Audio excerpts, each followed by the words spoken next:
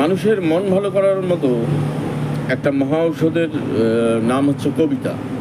সেই কবিতার মধ্যে হাসান আজিজুল হক একটা কথা বলেছিলেন যে কবিতা যদি কেউ বোঝে তাহলে এটা একটা বোকামি। কবিতা হলো চোখ টিপুনির মতো, যে দূর থেকে কেউ একজন চোখ টিপুনি দিল, সে চোখ টিপুনির মাধ্যমে সে কাছেও ডাকতে পারে, চুপ করে থাকতে বলতে পারে,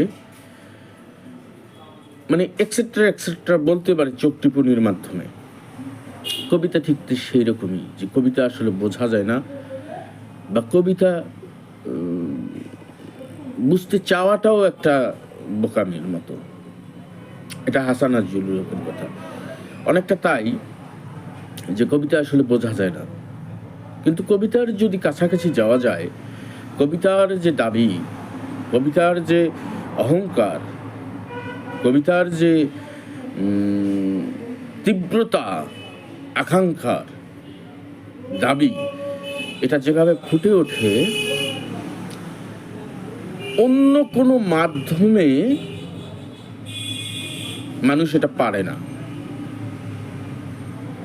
যেমন সুনীল গঙ্গোপাধ্যায়ের কিছু কিছু কবিতা আছে যেখানে দাবি এত প্রখর, এত তীব্র, এত প্রকাণ্ডটা নিয়ে হাজির হয়, যা ইগনোর করা, যা থেকে সরে দাঁড়ানো, যা থেকে মুখ ফেরানো, যা থেকে একটু দূরে থাকা খুবই কঠিন।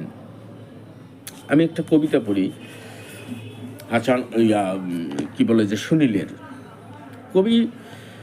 কবিতা মূলত আসলে যেটা হাসান আজিজুল হক বলছে, সেই হাসান আজিজুল হকের কথার সাথেই আমি একমত পুরোপুরি। কিন্তু কাছাকাছি যদি যাওয়া যায় তাহলে আমরা কি দেখতে পারি, সেটা এত তীক্ষ্ণ দাবি, এত তীব্র দাবি, এত প্রখর দাবি, এত প্রকাণ্ড সব কথা কবিতার মাধ্যমে স্পষ্ট করা যায়, আর কেউ বা আর কোনো মাধ্যমে মানুষ পারে না।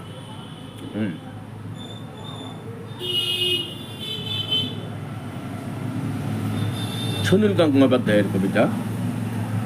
যদি নির্বাসন দাও আমি ওষ্ঠে অঙ্গুরি ছোঁয়াবো, আমি বিষ পান করে মরে যাব। বিষণ্ণ আলোয় এই বাংলাদেশ, নদীর সুরে ঝুঁকে পড়া মেঘ, প্রান্তরে দিগন্ত নির্বিশেষ, এ আমারই 3.5 হাত ভূমি। যদি নির্বাসন দাও আমি ওষ্ঠে অঙ্গুরি ছোঁয়াবো, আমি বিষ পান করে মরে যাব। ধান খেতে ছাপ ছাপ রক্ত, এইখানে ঝরেছিল মানুষের ঘাম, এখানে স্নানের আগে কেউ কেউ করে থাকে নদীকে প্রণাম। এখনো নদীর বুকে মোচার খোলার ঘোরে লুটেরা ফেরারি। শহরে বন্দরে এত অগ্নিবৃষ্টি, বৃষ্টিতে চিক্কন তবু এক একটি অপরূপ ভোর। বাজারের ক্রূরতা, গ্রামের রণহিংসা, বাতাবি লেবুর গাছে জোনাকির ঝিকিমিকি খেলা, বিশাল প্রাসাদে বসে কাপুরুষতার মেলা, বুলেট ও বিস্ফোরণ। শততঞ্চকের এত ছদ্মবেশ, রাত্রির শিশিরে কেঁপে ওঠে ঘাস ফুল, এ আমার ওই 3.5 হাত ভূমি। যদি নির্বাসন দাও আমি ওষ্ঠে অঙ্গুরি ছোঁয়াবো, আমি বিষ পান করে মরে যাব। কুয়াশার মধ্যে এক শিশু যায় ভোরের স্কুলে, নিথর দিঘির পাশে বসে আছে বক। আমি কি ভুলেছি সব স্মৃতি, তুমি এত প্রতারক? আমি কি দেখিনি কোনো মন্থর বিকেল, শিমুল তুলোর ওরাউরি, মোষের ঘাড়ের মতো পরিশ্রমী মানুষের পাশে শিউলি ফুলের মতো বালিকার হাসি? নিইনি কি খেজুর রসের ঘ্রাণ, শুনিনি কি চিলের তীক্ষ্ণ স্বর? বিষণ্ণ আলোয় এই বাংলাদেশ, এ আমারই 3.5 হাত ভূমি। যদি নির্বাসন দাও ওষ্ঠে অঙ্গুরি ছোঁয়াবো, আমি বিষ পান করে মরে যাব। কবি যখন এই কবিতাটা লেখে তখন সম্ভবত আমার জানা মতে তিনি তার গ্রামের বাড়ি বরিশালের দিকে এসেছিলেন, সেখানেই মূলত লেখা।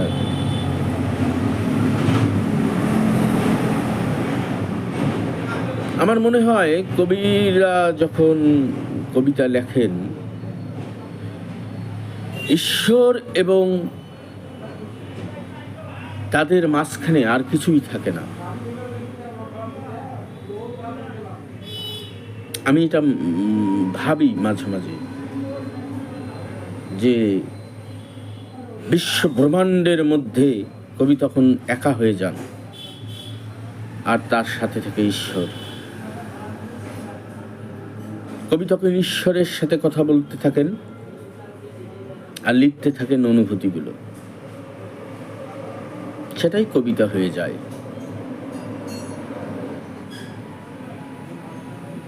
এই যে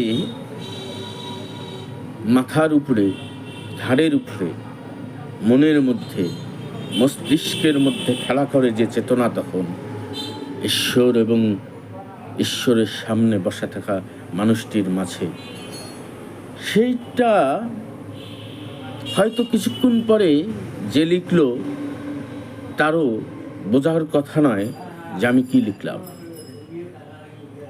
হয়তো যা লিখলো, যে কবি সেই কবিতাটা লিখলো, সেই কবিতাটার হয়তো বা কাছাকাছি যাওয়া যেতে পারে, বা সে নিজেও কিছুটা কাছাকাছি যেতে পারে, কিন্তু কবিতা বুঝে ওঠার মতো নয়। কবিতার তীব্রতা, কবিতার আকাঙ্ক্ষা, কবিতার স্বর, কবিতার প্রকাণ্ডতা, কবিতার বিস্তৃতি, কবিতার আবেদন মানুষের জীবনে কখনো শেষ হবার না। যখন মানুষ থেকে যায় যুগে যুগে, তখন কবিতাকে বেছে নেয়। আমরা হাসান আজিজুল হকের কবিতা পড়েছি যে এখন যৌবন যার, যুদ্ধে যাবার তার শ্রেষ্ঠ সময়। এখন যৌবন যার, মিছিলে যাবার তার শ্রেষ্ঠ সময়। আমরা জানি পাবলো নেরুদার কবিতা একজন চে গুয়েভেরাকে ওই ডাক্তার থেকে যোদ্ধা বা বিপ্লবী বানিয়েছিল। চে গুয়েভেরা মারা যান বলিভিয়ার মধ্যে, বলিভিয়ান আর্মির কাছে। করুণ মৃত্যু, খাবার ছিল না। সেই বলিভিয়ান কৃষকরাই তার সাথে বেইমানি করছে, বলিভিয়ান কমিউনিস্ট পার্টি তার সাথে বেইমানি করছে, বলিভিয়ান আর্মিরে তাকে হত্যা করছে, সহায়তা করেছে। তারপরেও তিনি পাবলো নেরুদার যে কবিতার আকাঙ্ক্ষার যে তীব্রতা, যে সেখান থেকে সরে আসতে পারেননি। মাও সেতুং কবিতা লিখত বরফ নিয়ে, তুষার নিয়ে, সুবাস নিয়ে। এরকম অনেক বিপ্লবী আছে, অনেক যোদ্ধা আছে, অনেক কি বলে যে, আমরা যদি ইসলামিক যে দৃষ্টিকোণ থেকে যদি দেখি, আমাদের যে দার্শনিকরা, তাদের যে লেখাগুলো, রুমি, তারপরে ইকবাল, অনেক আছে, আমরা সেখানেও চোখ বুলাইতে পারি। সেগুলোর আবেদনও কখনোই শেষ হবে না।